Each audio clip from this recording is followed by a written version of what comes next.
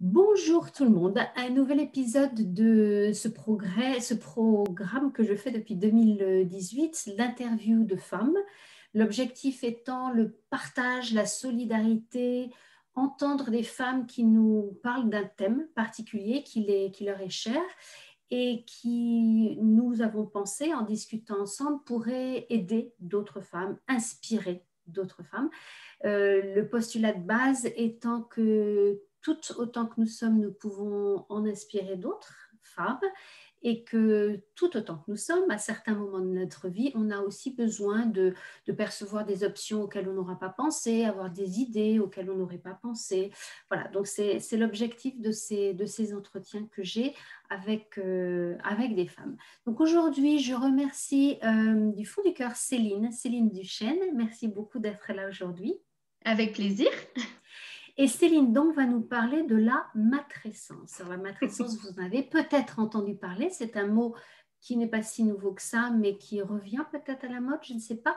Donc Céline, peux-tu nous dire ce que c'est que la matrescence? Oui, alors déjà, merci beaucoup de me recevoir aujourd'hui, c'est vraiment super.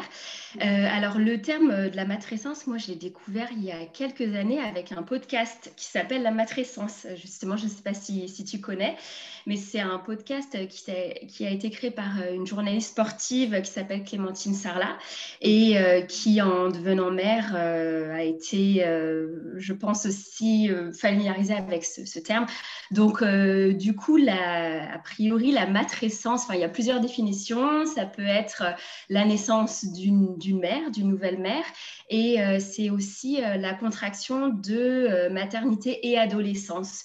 Donc, voilà, je pense que ça met un peu ça montre un peu que c'est une période nouvelle et pleine de changements et de rebondissements dans la vie d'une femme. Oui, donc c'est intéressant qu'il y ait cette contraction maternité et adolescence, avec Ouais, l'adolescence qui est effectivement une période entre deux, entre la tout à période, fait. c'est ça, hein, la période de l'enfant et la période adulte. Donc la matrescence, est-ce que tu peux nous en dire un petit peu plus de son contenu ou de ce que ça comporte comme Ouais, idée, alors concept? voilà, c'est vrai que du coup, je me suis ainsi j'ai regardé un peu différentes définitions et c'est vrai qu'a priori, c'est un terme qui est pas très très récent non plus. Je crois que en fait, ça correspond aussi pas mal au postpartum finalement, au 4e trimestre, qui est quelque chose qui est finalement assez nouveau dont on parle. Donc c'est vrai que c'est un mot, finalement, je crois que c'est un mot anglais qui a été inventé en anglais et qu'on utilise en français. Donc voilà, pour moi aussi, c'est vrai que c'est assez nouveau, mais en tant que jeune maman, je me retrouve bien dedans. Mhm. Et est-ce que tu peux nous dire, on va revenir sur la matrescence peut-être un petit peu tout Ouais. à l'heure pour que tu nous en dises davantage. Mais déjà, dans un premier temps, nous dire qu'est-ce qui t'a amené à penser la matrescence et à en faire Hmm. quelque chose. Oui, alors voilà, comme on en avait discuté ensemble, moi voilà, j'ai fait ma carrière en marketing Mhm. et c'est vrai que j'ai eu ma fille Amélie il y a un peu plus de 11 mois et en ayant forcément un enfant en plus en plein Covid, forcément c'est un challenge de plus.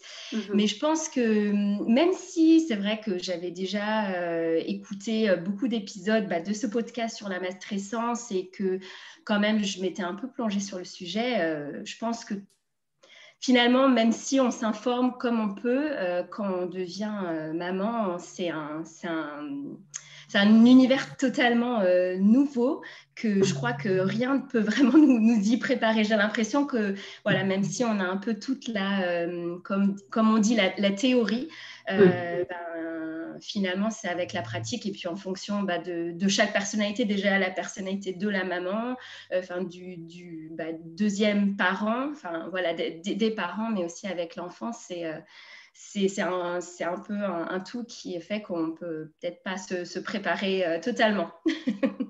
Oui, c'est ça. Donc, en fait, dans ce que tu dis, tu me dis si je me trompe, il y a des informations qu'il est important d'avoir, de Mm. connaître.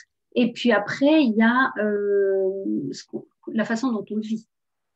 Ouais, totalement, totalement. C'est vrai que c'est les débuts. Moi, j'ai trouvé c'était waouh. Avec mon mari, on était là, waouh.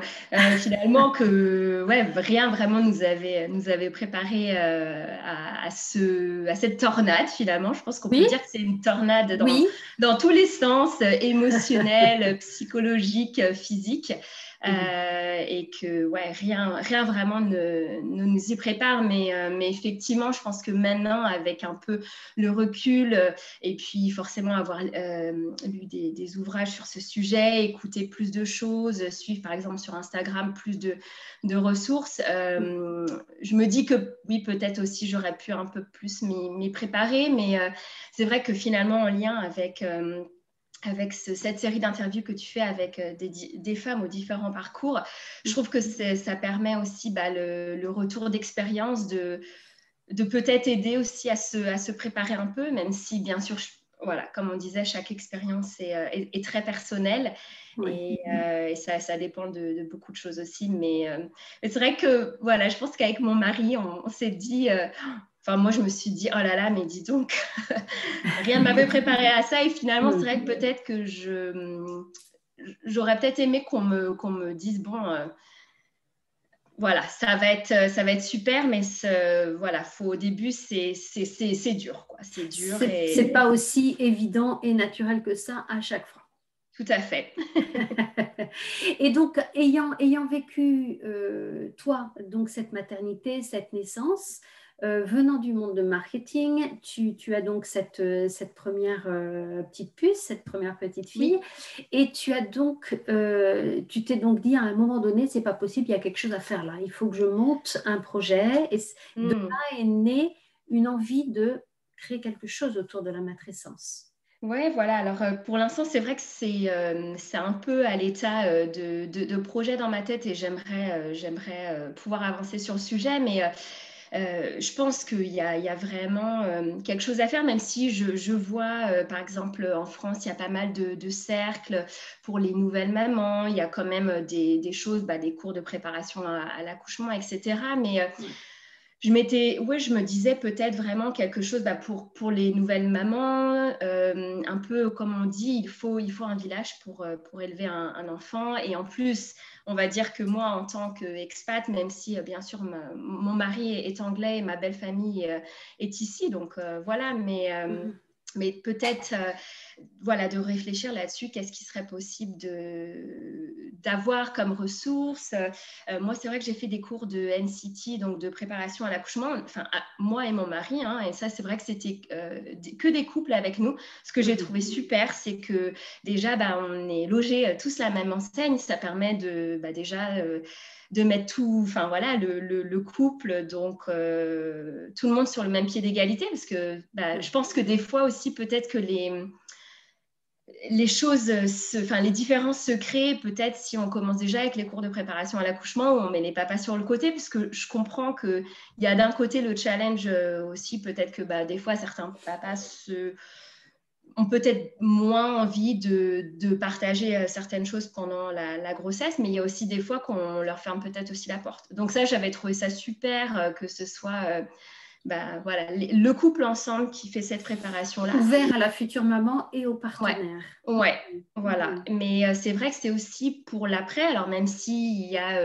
enfin, avec nous, le groupe de NCT, on a un groupe WhatsApp donc pour les mamans et pour les papas, donc on a toujours ce support. Mais peut-être voilà d'avoir aussi avec le Covid, ça c'est vrai qu'avec mon mari, on s'est senti un peu délaissé dans la nature, de ne pas Ouais. avoir de personnel médical à venir nous voir. Donc peut-être voilà de l'aide autour de autant avoir un soutien, une épaule sur qui on peut compter ou Ouais. pleurer, mais aussi c'est vrai que quand on parle de tout ce qui est le 4e trimestre, de l'importance de bien manger, et aussi, je me disais peut-être, voilà, il y aurait quelque chose à faire avec mettre des mamans ou des parents en contact, et puis peut-être des mamans qui sont moins jeunes mamans, enfin voilà, peut-être qu'on a un enfant de 1 ou 2 ans, par exemple, voilà, donner des conseils, pas forcément des conseils, mais être là,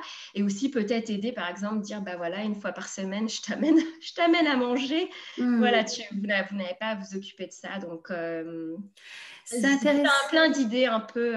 Oui. C'est intéressant parce que tu parlais de cyclone. Moi, j'ai l'habitude de dire tsunami, l'idée est la même. Hein. L'idée est la même. Il y a quelque chose qui se passe et qui fait exploser en fait tout l'équilibre qui était là avant. Enfin, quand je dis exploser, l'image un peu violente, mais en tout cas qui remet, enfin, tout change. Voilà, tout bien sûr, doit shifter. Et dans le système famille, hein, que ce soit un premier enfant ou un deuxième enfant, c'est vrai que le rôle et la place de chacun va changer avec l'arrivée d'un premier enfant, mais même d'un deuxième, voire plus d'enfants. Oui. Et quelle a été ta perception à toi du besoin que tu as eu toi pendant cette matrescence, c'est-à-dire pendant cet apprentissage, parce que c'est bien les enfants qui nous apprennent à être parents, ça ne s'apprend pas dans un bouquin, et effectivement, comme on disait tout à l'heure, tout n'est pas évident et naturel, hein. On va revenir un petit peu plus tard sur ce qui est de l'inné et de l'acquis, mais tout n'est pas inné, loin de là. Donc, quels étaient pour toi les besoins les plus importants que tu as ressentis? Je pense, quelque part d'être rassurée, voilà, d'avoir un peu de la bienveillance, et ça, c'est vrai qu'avec mon groupe de mamans du NCT, d'avoir un peu un espace où on peut parler sans être jugé. C'est vrai que je crois que des fois, en tant que nouvelle maman, on se sent un peu... et voilà, je pense qu'aussi ça dépend de chacun, de sa personnalité. Moi, c'est vrai que je prends les choses assez personnellement, mais peut-être des fois d'être un peu jugée sur certaines choses, alors que c'est vrai, on essaie de faire comme on peut. Et ça, c'est vrai que je trouve que juste d'avoir un peu un espace où on peut peut-être voilà, s'exprimer, se plaindre, et puis des fois peut-être juste dire, voilà, ça se passe comme si, c'est difficile. Et ça, je pense que c'est peut-être aussi un trait des humains, qu'on aime bien venir avec toujours une solution. Des fois, on n'a peut-être pas besoin de ça, juste quelqu'un qui nous dise ouais, je comprends, c'est difficile. Et ça, c'est vrai que entre les challenges de l'allaitement, des nuits, ça c'est vrai qu'en France en plus, je vis pas en France, mais ça c'est vrai que faire ses nuits, ça c'est quelque chose de... voilà. Oui, ça c'est un milestone à avoir. C'est ça. Et ça, c'est vrai que je pense que je pense que du coup, maintenant, j'essaie de vraiment faire attention, même si je le fais, parce que voilà, c'est malheureusement la nature humaine, mais de venir peut-être avec... voilà, d'écouter plus, et de moins venir avec tu devrais faire ceci ou devrais faire cela. Peut-être plus attendre si on voit que la personne, elle essaie de demander des conseils, mais ça, c'est vrai que je pense que des fois, on a plus besoin d'avoir un espace où on puisse parler de bienveillance plutôt que d'avoir voilà, peut-être des réponses ou des injonctions sociales. C'est ça. Pour ce qui est la bonne maman, là où les bonnes mamans, ou les bons papas, et voilà. C'est-à-dire que l'enfant, à tel âge, il fait ci, à tel âge, il fait ça. D'accord. Je pense qu'aussi, c'est vrai que clairement, quand... Ça, j'ai toujours essayé de faire un peu attention avant, de me dire, voilà, quand je serai maman, je ferai ci ou ça, parce que je me suis toujours dit, voilà, tant que je ne suis pas maman, même si on se dit, il y a des choses que j'aimerais faire, que je n'aimerais pas faire, je pense que c'est difficile un peu de savoir comment ça va se passer. Et clairement, là, c'est comme on dit, lesson learned, que voilà, je garderai les choses pour moi, parce que clairement, on fait comme on peut, comme on peut pour survivre dans les débuts. Oui. Et on se rend compte, mine de rien, avec l'apprentissage, que plus on est relax, plus les parents sont relax, et plus le bébé sera relax. Et donc, ce sera simple pour tout le monde. Et il y a de grandes chances, du coup, que le sommeil se passe mieux, que les relations se passent mieux. Et c'est intéressant que tu parles de prise en charge en groupe. J'ai interviewé, ou je vais interviewer dans peu de temps une personne qui est doula et qui Ah, fait cet accompagnement, mais en individuel, je crois, en one-to-one. Et je trouve ça intéressant de penser à ça en groupe. Alors peut-être qu'elle fait aussi en groupe, je ne suis pas hmm, sûre, il ne me semble pas. Mais c'est vrai qu'il y a ce besoin d'accompagner une femme qui vient d'être maman et un couple et une famille pour répondre à certaines questions, normaliser les choses, rassurer les choses, et il me semble vraiment baisser le niveau de ces injonctions sociales pour être des parents parfaits. Je ne sais pas encore ce que c'est, hein, moi. Du haut de mes 56 ans, je ne suis pas sûre encore, et de mes 3 enfants. Donc vraiment, ce dont tu parles, c'est de ce besoin de pouvoir partager une expérience qui parfois est déroutante, voire inquiétante, peut-être angoissante de temps en hmm. temps, en tout cas épuisante par moment. Oui.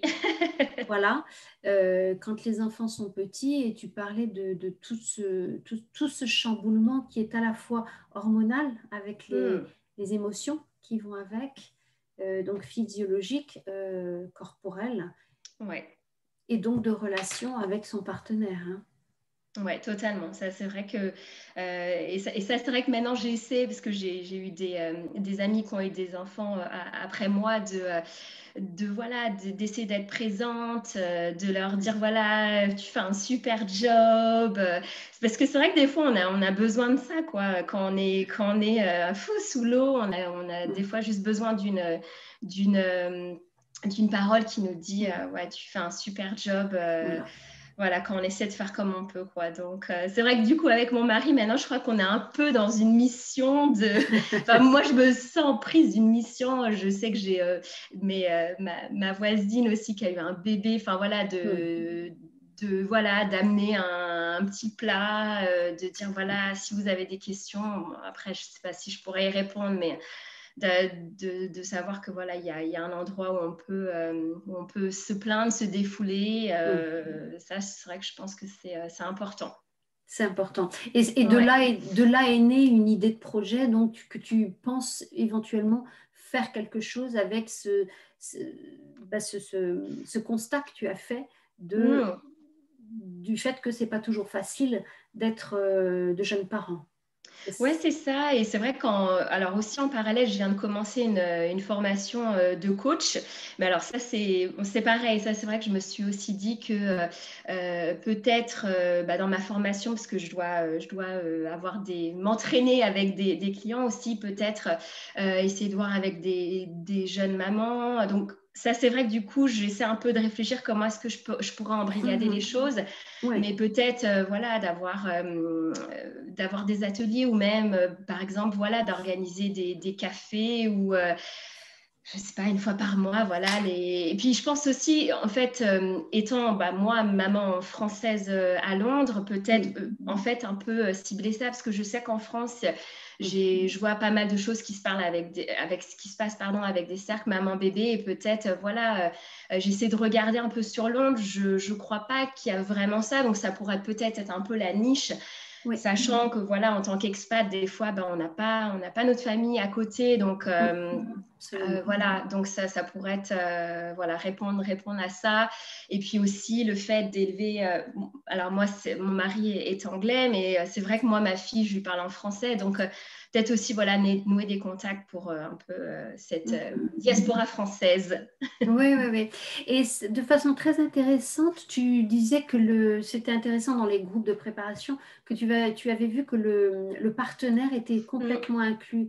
Et c'est vrai qu'il y a une relation fusionnelle de fait entre la maman qui porte et le partenaire qui est à côté. Donc, mm.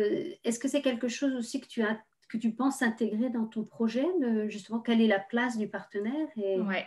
ouais. Ouais, ça c'est vrai que en fait, je pense que le challenge quelque part, il est de peut-être créer aussi un espace pour les mamans, parce que des fois c'est vrai qu'il y a des choses, par exemple sur le retour de couche ou des choses qui sont vraiment spécifiques aux mamans, mais je pense que c'est aussi primordial d'inclure le papa. Et effectivement, comme je te disais avec moi, la préparation NCT que j'ai eue, on était 9 couples et on a voilà les et papa était tout le temps là. Après, il y avait... Papa ou autre partenaire. Oui, si pardon, c'est vrai, excuse-moi, totalement. Là, moi, c'est vrai que c'était la configuration là, mais on est bien d'accord que je parle voilà, de couple, de papa ou de maman, ou une maman, voilà. Mais c'est vrai que s'il y a un autre partenaire, je trouve que c'est primordial de l'inclure parce que sinon, en fait, je pense que les différences, elles commencent là. En fait, si dès le début, on n'inclut pas les deux partenaires, s'il y a deux partenaires, et ben, c'est dur pour l'autre personne de savoir ce qui se passe. Et après, on peut se sentir un peu exclu.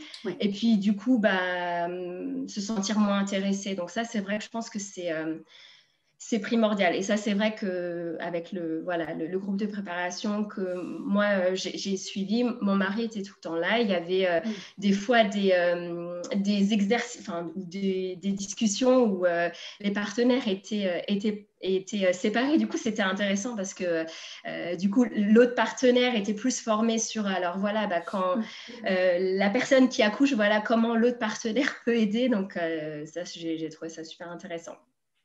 Oui, oui, oui. Et on se rend compte que de temps en temps, il peut y avoir et c'est pas forcément conscient et c'est pas forcément volontaire, mais une espèce de, quel mot je pourrais employer?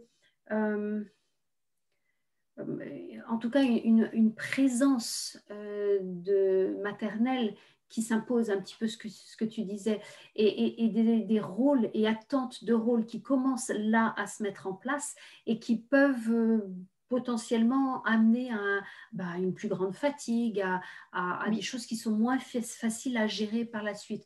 Comme tu disais, le partenaire qui ne porte pas l'enfant se sentant potentiellement exclu de cette relation fusionnelle et puis très très proche avec le bébé. Donc je crois qu'effectivement il y a vraiment quelque chose à prendre en compte, et c'est vrai qu'on parle de matrescence.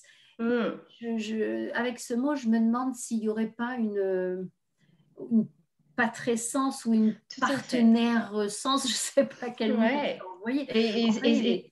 Et tout à fait, et c'est vrai qu'aussi, après, c'est ça aussi, c'est qu'à, je pense que aussi les femmes, la personne oui, les femmes, je dirais, dans ce cas-là, ont aussi un rôle là-dessus, et ça, c'est vrai que de laisser de la place aux partenaires. Alors déjà, on est d'accord, il y a déjà, est-ce que l'autre partenaire, voilà, quelle place veut avoir l'autre partenaire, mais si l'autre partenaire veut avoir une place à 50%, de lui laisser la place. Et ça, c'est vrai que c'est primordial. Moi, c'est vrai qu'avec avec mon mari, donc, malheureusement, j'ai perdu mon emploi quand j'étais enceinte de ma fille, mais c'est vrai qu'à la base, on avait prévu donc moi de prendre 6 mois de congé parental et mon mari 6 mois. Alors du coup, bon, j'ai toujours pris 6 mois, mais mon mari a commencé du coup ces 6 mois quand moi j'étais toujours sans emploi, donc on a eu 3 mois tous les deux, mais après quand j'ai commencé à chercher un travail, lui s'est occupé entièrement de notre fille, et c'est vrai qu'avec le recul, il est vraiment super content parce que moi c'est vrai que j'avais 6 mois avec ma fille au début, alors il travaillait de la maison, mais bon voilà, il travaillait, mais c'est vrai que ça lui a donné de l'aisance de créer une relation avec ma fille, et c'est vrai qu'aujourd'hui pour moi, c'est-à-dire que je ne vais pas sentir que ma fille, elle va être plus avec moi ou plus avec lui. Elle est vraiment pareille. Et lui, il est super content parce qu'il a créé cette relation. Il sait la gérer tout seul. Donc, c'est vraiment une relation égale. Et c'est vrai qu'il me disait au début, ça a été difficile pour lui parce que forcément, moi, j'avais passé 6 mois à m'occuper de ma fille à temps plein. Donc après, je pense que c'est comme pour tout. C'est comme pour toute discipline. Si quelqu'un pratique pendant 6 mois et si l'autre personne, elle pratique que le soir, on est d'accord que on n'aura pas la même expertise. Donc voilà, donc ça c'était et après voilà, on a eu voilà, mon mari a eu de la chance que son entreprise offre 6 mois de congé parental rémunéré à 100%. Enfin voilà, donc c'est aussi c'est pas arrivé comme ça non plus. On va dire qu'on a quand même de la chance qu'il ait eu cette option et ensuite qu'il ait voulu la prendre, parce que c'est sûr que je pense que c'est ces deux choses-là aussi. Personne autour de lui l'avait pris 6 mois comme ça, donc c'est une combinaison, quoi. C'est intéressant. Une de mes questions, fil rouge, je sais plus du coup comment trop la tourner, c'est est-ce que le fait d'être une femme, pardon, a aidé ou a freiné ou a été neutre dans l'envie de créer j'en rigole parce que c'est tellement la réponse est, voilà, va d'elle-même dans l'envie de créer ce nouveau projet. Donc j'imagine que je te laisse répondre. Oui, ouais, bah, clairement, bah, c'est vrai que après avoir accouché de ma fille, mais en fait, j'ai l'impression d'être touchée par, je veux pas dire la flèche de Cupidon, mais la flèche de la maternité. En fait, j'ai senti que j'avais je sais pas, une nouvelle perspective. J'ai l'impression que les premiers jours, je sentais toutes les émotions du monde. Je pensais à tous les enfants du monde, aux enfants abandonnés. Mais j'étais là, mais oh mon Dieu, je ne pourrais jamais reprendre le travail. J'aime tellement ma fille. Enfin, il y a eu un sentiment assez dingue. Et ça, bon, je pense que clairement, c'était les hormones. Donc voilà, donc après, je sais qu'aussi le deuxième partenaire a aussi ces mêmes hormones. Mais bon, je pense qu'il y a quelque chose de physiologique au fait voilà, d'avoir accouché. Mais c'est vrai que moi, je me suis sentie, mais j'étais là, mais mon Dieu, je vais devoir changer de carrière. Non, déjà, je ne veux pas pouvoir recommencer à travailler parce que je veux rester avec ma fille tout le temps. C'était absolument dingue. Donc, est-ce que ça sous-entend qu'il y a eu un moment où c'était pas forcément simple de justement passer la main à ton mari, ou est-ce que ça a pu être raisonné, ou justement, Ouais. on est dans l'inné là qui est un petit peu là. Je pense on va dire que vu que ça a pris quand même, voilà, j'ai eu 6 mois toute seule et puis après on a eu 3 mois ensemble. Donc voilà, et puis voilà. Bah, d'ailleurs aujourd'hui j'ai commencé mon nouveau travail, donc c'est vrai que au début quand j'ai laissé ma fille à la crèche, oh mon Dieu, mais bon, ça se passe bien et je pense que c'est bien pour elle aussi d'être avec d'autres enfants. Donc voilà, je pense que maintenant avec le recul, les choses se remettent un peu en place, mais je suis vraiment super contente d'avoir pu passer autant de temps avec elle. Et c'est là que on voit aussi la différence entre la France et l'Angleterre, où en France, voilà, c'est vrai que quand je pense à mes amis qui ont dû reprendre le travail après 2 mois et demi, c'est hyper difficile, quoi. C'est hyper violent et clairement, voilà, après, voilà, il n'y a pas le choix, c'est comme ça, mais c'est vrai que c'est fou, quoi. Oui. Et qu'est-ce que tu dirais dans l'expérience que toi, tu as vécue en tant que maman en apprentissage, puisque je ne sais pas si ça s'arrête jamais d'ailleurs, hein, ou parent en apprentissage, qu'est-ce que tu dirais, peut-être que tu as ressenti de ce qui était de l'ordre de l'inné, ce dont tu parles un petit peu de tout ce chamboulement hormonal, de cette, voilà, et de ce qui est de l'acquis. On en a touché un petit mot en parlant d'injonction sociale sur qu'est-ce que ça veut dire d'être un parent. Est-ce que tu as eu cette impression justement qu'il y avait les deux, que l'un était plus fort que l'autre à un certain moment, ou que c'était équilibré Alors, donc, quand tu parles de l'inné, c'est les choses que j'ai faites, qui me sont venues naturellement, et acquis, les choses que... C'est une bonne question. Innée, je ne sais pas vraiment, hein. C'est vrai que quand je me suis retrouvée dans ma chambre d'hôpital avec ma fille, j'étais là... On fait comment? Le mode d'emploi. J'étais là. C'est vrai que après, c'est vrai que je pense que moi, la chose qui tout de suite, c'est vrai que j'ai ressenti un amour très fort pour ma fille. Et ça, je sais que ça dépend vraiment de chaque maman. Et c'est pas du tout quelque chose qui est normal, enfin voilà, qui arrive de suite. Moi, c'est vrai que j'ai eu ça. Donc, je pense que quelque part, ça m'a un peu guidée, dans le sens où j'ai senti un attachement très fort, mais après, il y avait beaucoup de choses, voilà, la mise en place de l'allaitement, comment ça allait se passer les nuits, j'avais absolument aucune idée. Donc ça a été de me renseigner un peu, du personnel médical, mais voilà, donc on va dire... franchement, au début, j'avais aucune idée de ce que je faisais, quoi. Donc, c'est venu un peu sur le tas, d'avoir un peu de l'aide à droite, à gauche, mais je trouve que c'est vraiment très intéressant ce que tu dis, parce que la femme est souvent définie par le fait qu'elle peut enfanter. et qu'une Oui. femme qui ne veut pas enfanter a aussi tout plein de jugements sociaux, sociétaux Tout à qui fait. lui tombent dessus.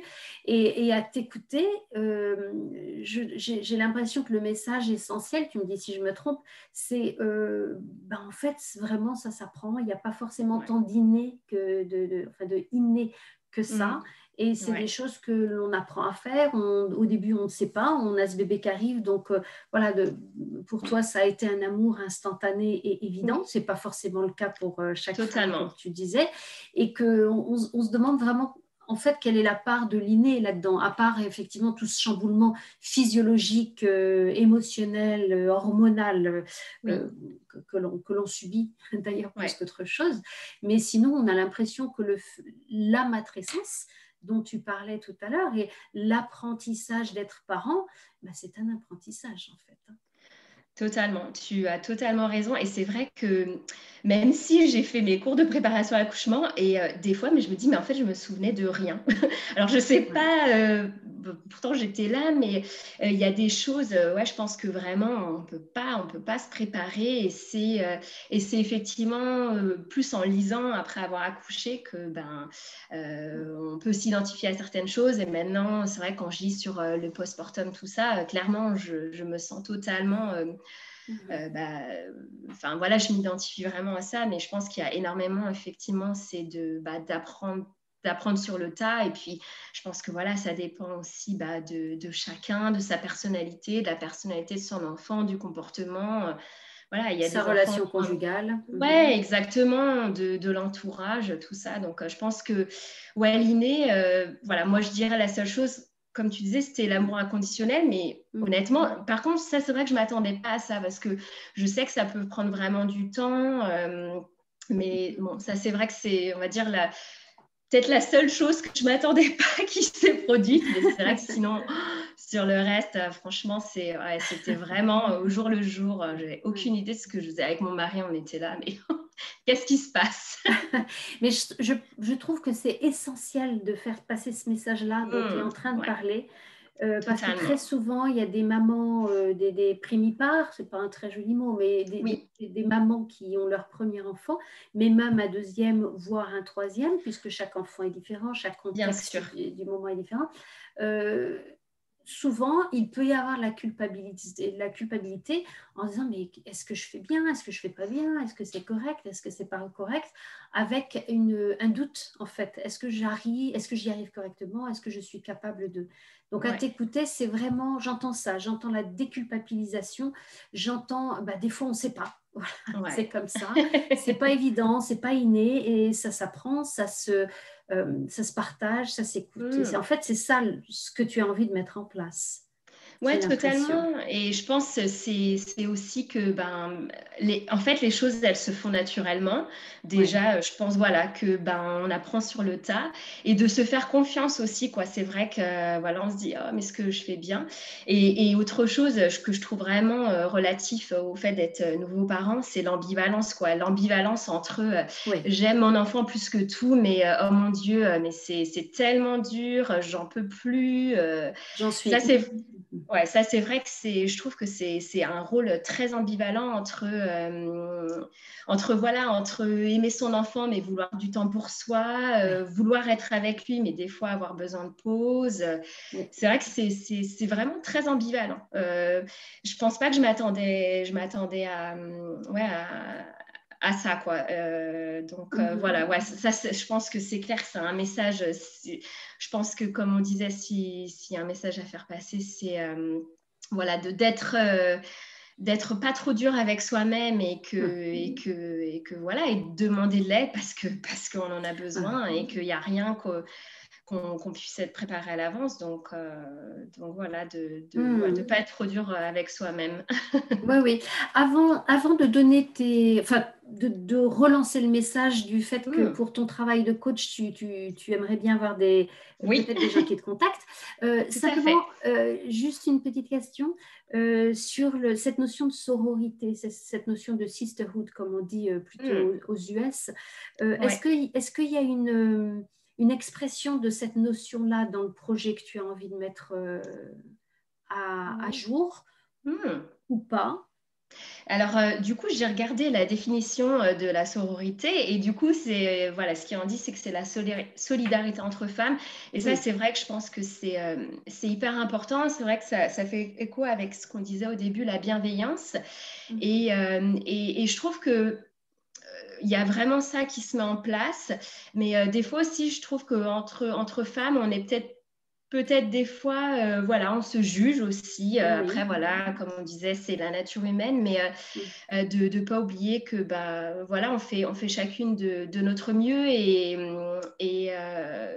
voilà, bah, en fait, finalement, si on veut s'entraider avec tous les challenges que les femmes ont, c'est hyper important. Donc,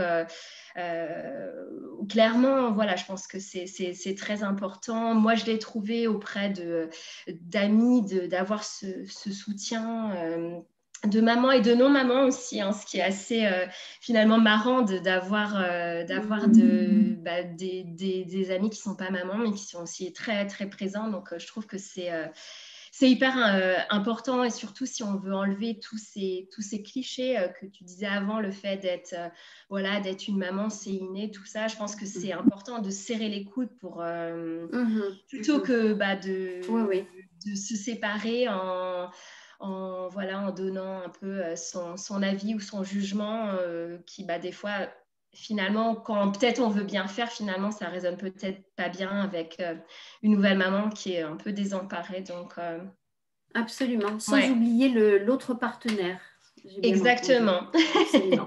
Donc, je voudrais, avant que l'on se quitte et avant de te Oui. remercier, je voudrais peut-être que tu reparles de cette formation que tu fais en ce moment, qui peut-être Oui. te donnera les moyens pour mettre à jour ce projet.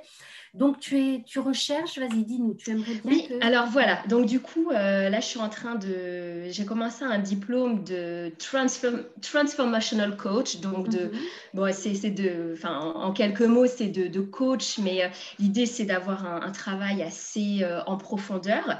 Et donc du coup, dans le cadre de mon diplôme, en fait, j'ai besoin de practice clients, donc de personnes en fait que je peux coacher. Voilà, dans le cadre de cette formation. Et ça, c'est vrai que bah, je pense en tant que nouvelle maman, pouvoir aussi aider des nouvelles mamans, ce serait super. Donc après, d'accord. au niveau des challenges, ça peut être divers et variés, hein, autant au niveau carrière que perso. Donc, Mhm. et c'est vrai que je me dis aussi, ça pourrait être en parallèle de ça, peut-être réfléchir à des ateliers, aussi un accompagnement. Donc, il faut que je passe un peu de temps là-dessus, mais je me Mhm. suis dit que bah, d'en discuter avec toi, c'était aussi l'occasion de moi d'y voir un peu plus clair Oui. et puis d'avancer là-dessus. Donc, et voilà, s'il y a des mamans ou des parents voilà, qui seront intéressés de pouvoir me contacter sur ce projet ou autre, vraiment avec grand plaisir. D'accord.